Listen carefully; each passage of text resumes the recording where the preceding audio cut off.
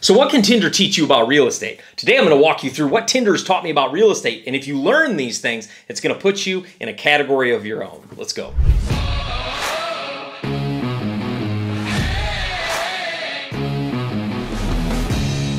I know when you think of Tinder, you don't think of real estate. You don't think of real estate. You think of people, you think of dating, you think of hooking up. But let me tell you something. There's a lot on Tinder that teaches people about real estate, and here's why.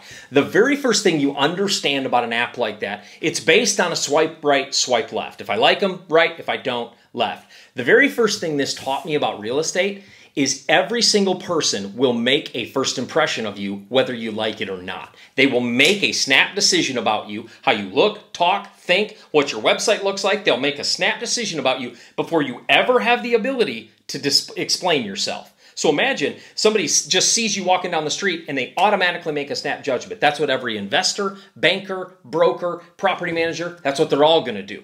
And that's why it's really important and why we teach a lot on how to get what we call get your house in order before you invite the guests over. How to build your credibility packet, how to put up your website before you start raising capital and buying deals. People all the time, my brokers ask me for my website. Like, show me your website.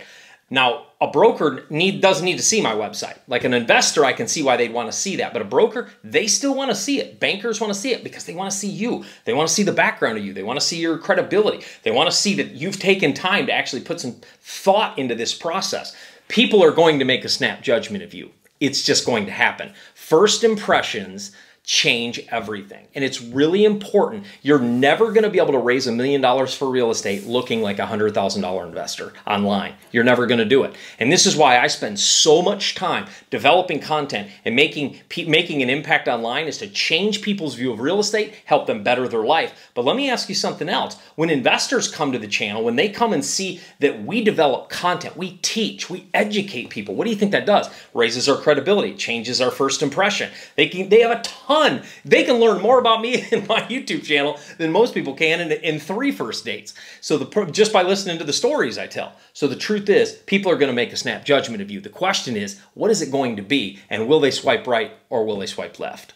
The second thing you'll learn is the very first contact is very important. Not just the first impression, but the first time you have to talk to them, right? So let's say on Tinder you swipe right. Oh, great, it's a match. That first message can change, or it can make or kill the deal. And it's the same thing in real estate. The goal here is the same on Tinder. Don't be creepy. The goal with raising capital is to connect with people just like you'd want to be connected with. Don't creep on people. Don't follow up with people 306 times and show up to their house. I think that's bad ways to raise capital. But the truth is, when you reach out to somebody, anytime I reach out for capital raise or I reach out to get a deal, I always add this phrase at the end of my texts. Hey, Mr. and Miss So-and-so, I just got a deal the other day. I thought of you. Thought you might be interested in a deal like this. If this is something that interests you, shoot me a text back. If not, here it is. No worries at all. See, when you say no worries at all at the end of a message, whether it's email or a text, it lets them know, hey, if this ain't a fit, no worries. Have a good one. It's the same thing. People, when you go, I mean, think about it on Tinder. If somebody sends you a message, hey, really like your eyes, thought we'd make a good connection. Our chemistry may be good. Our profiles are about the same.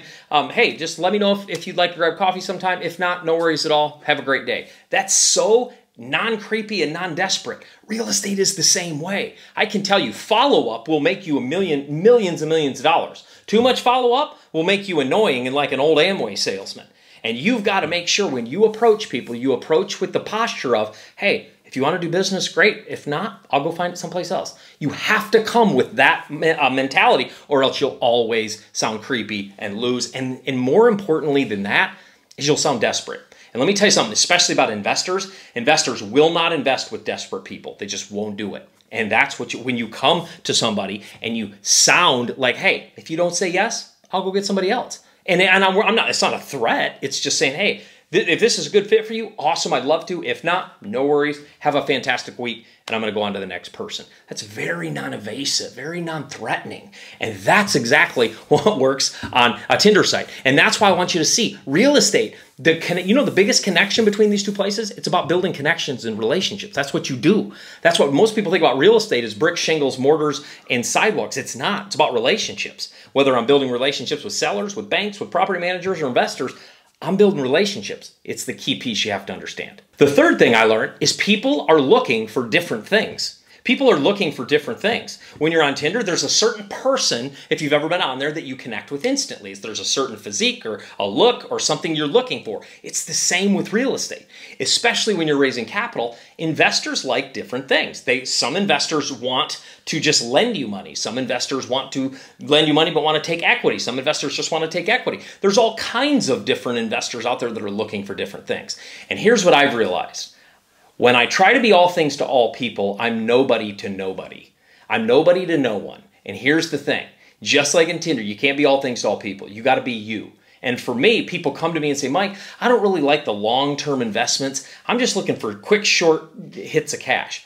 That's not my model. My model is buying a multifamily building. Investors will have their capital tied up for 3 to 5 years, but then when we return it, it's a really healthy return. So if they want that capital turned in 6 months, they're probably going to be better off going with a fix and flip investor, a person that's going to buy a property, fix it, and flip it, and get a profit. That's going to fit their style better than me. But because I'm not all things to all people, I am a very good specific person to a very, very specific investor. It makes me very indispensable. It makes me somebody that I don't have to be all things to all people because I'm a very great investor at what I do.